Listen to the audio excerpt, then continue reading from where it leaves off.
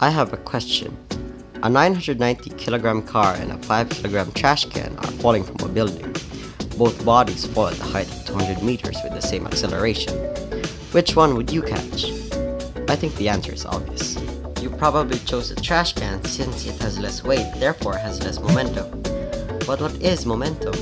Hi guys, I'm Johan Carlabonod, and today we're going to talk about momentum. Momentum is inertia in motion. It is the quantity of motion of a moving body, measured as a product of its mass and velocity. Momentum is given by the equation P is equal to mass times velocity. Now, for example, a 990 kilogram car is running at 300 meters per second, while an 11,800 kilogram truck is also moving at 300 meters per second. Which vehicle has greater momentum?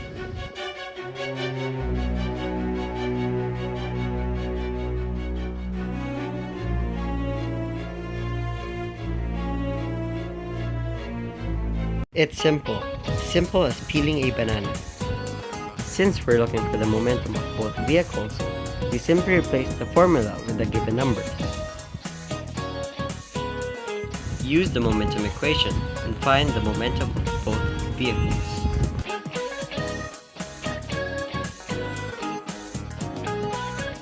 The car has a momentum of 29,700 kilogram meter per second, but the truck has a momentum of 3,540,000 kilogram meter per second.